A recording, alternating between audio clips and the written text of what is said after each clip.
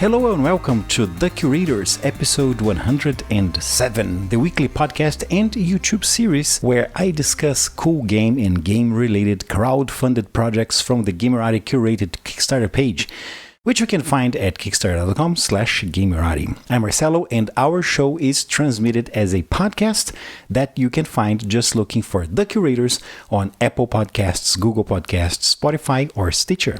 A video version of our episodes are at youtube.com/Gamerati. Today, I went back to the classics, first with a sci-fi board game, and then with a fantasy RPG setting. Let's start with the one with less time to live, which is Deep Space D6 Armada, a worker placement cooperative board game for 1 to 4 players in which you customize your starship, assemble your crew, and work together to save the galaxy. No pressure. Okay, the game is being kickstarted by Hammerdog Games. It's their 9th Kickstarter project. They've already successfully crowdfunded an earlier game called Deep Space D6, which is a one-player, solitary, dice game. That's why it's called a D6, because of the dice. Deep Space D6 Armada, the project I'm talking about now, it's a fully fledged board game, and it's not for only one player.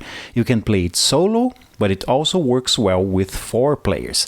The game follows the story of humanity after we discovered faster-than-light travel and discovered that the universe is teeming with intelligent life that hates us. So the players control armadas with the aim of defending Earth from the hostile fleets. You start pretty weak with a basic ship and basic crew, but as you complete missions and explore resources out there, you can improve your ship with modules and can hire heroes into your crew. Each round is divided in 3 phases: the planning, then the encounter, and then the resolution. In the planning phase, players perform actions to travel between planets and prepare upcoming tasks such as upgrading their ships, fixing their ships, or hiring more crew. In the encounter phase, players complete away missions or do battle with enemy fleets. Those battles and the away missions can be made by one player or players.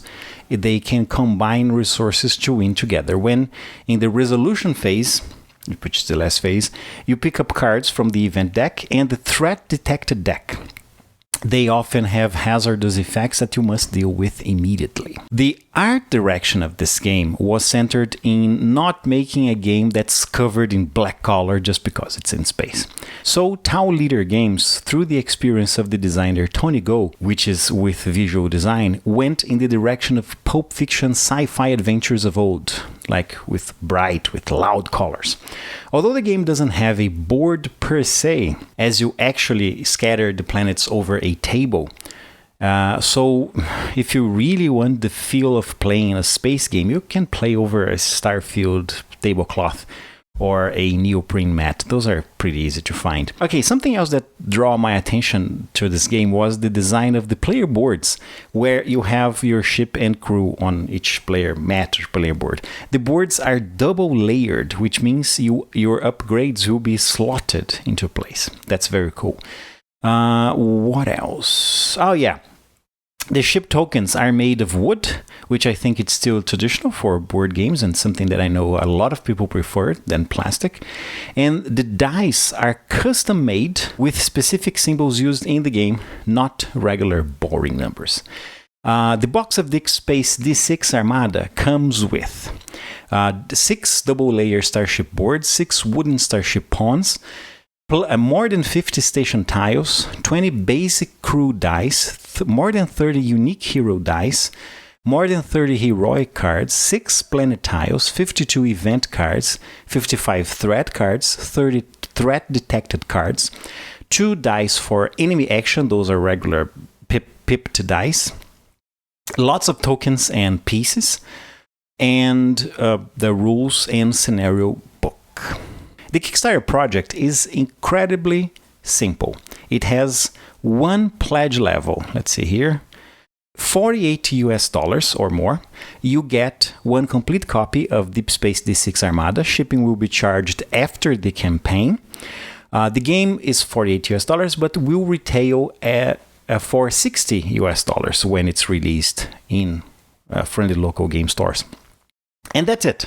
If you want up to 3 copies, you just need to add $48 more for each copy that you want. They have special, kind of a special program for retailers. If you want 6 or more copies, you should contact them if you're interested. The game is already incredibly successful. They needed $27,800, and they are over $123,000 with as of right now exactly 2,700 backers.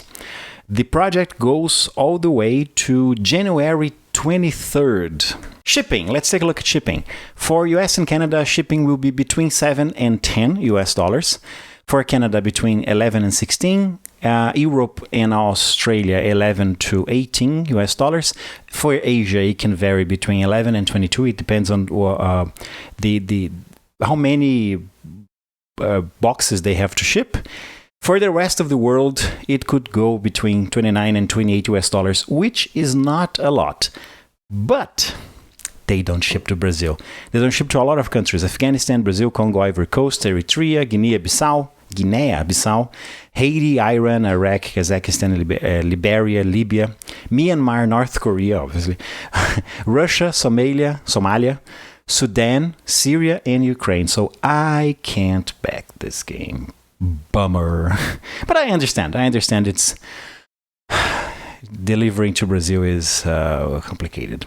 This is Deep Space D6 Armada, which is a game for 1, 2, 3, or 4 players.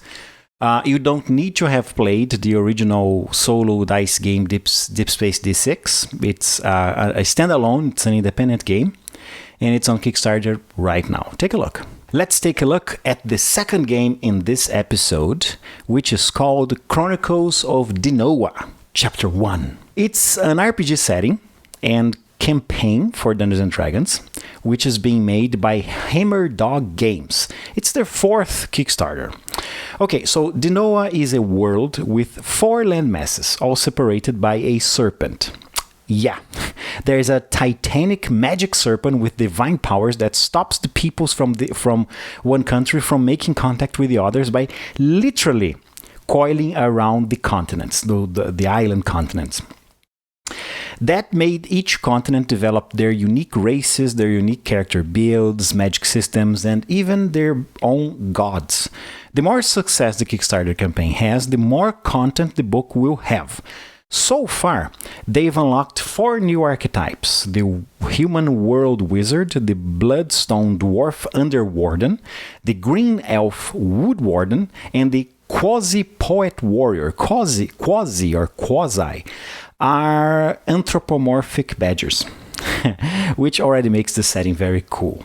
The project aims to make a hardcover book describing the Denoa campaign setting, with new races, with the classes, magic systems and spells, new equipment, new monsters, including up to 17 original adventures in the book. And the setting will be supported by a living campaign, an app, organized play, miniatures, story capsules, music made for the game, and there will be a custom DM screen for the world of Denoa.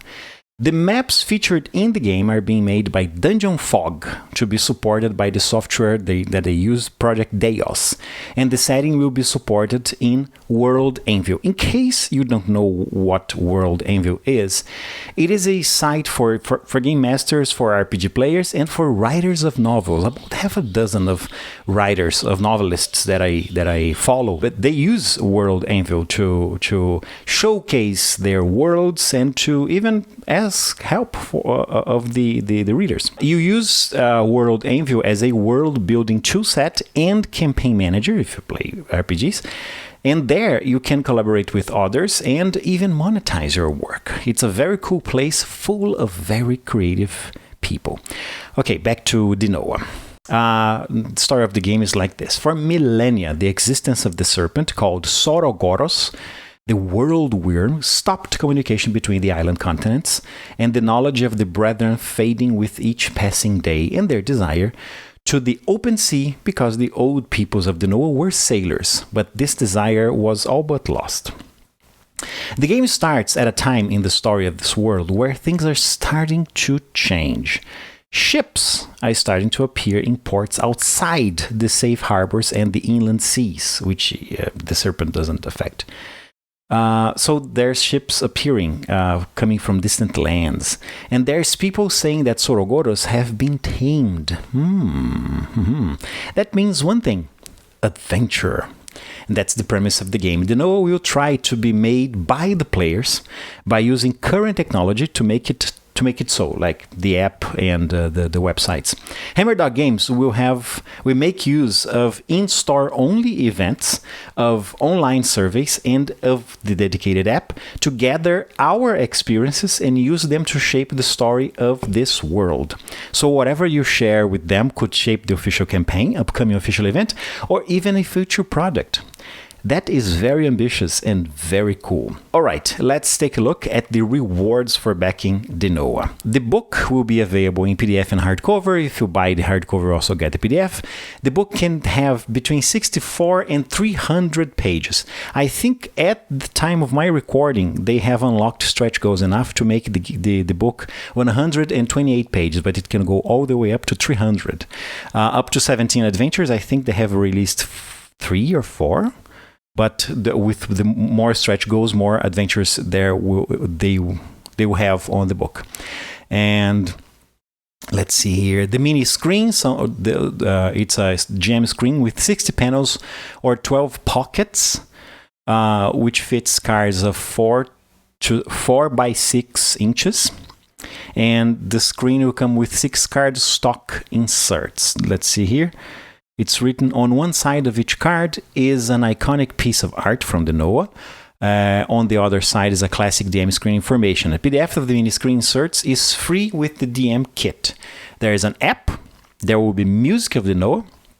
The DM kit will be available as a digital format, $10 or physical $20. If you get the physical, you also get the digital.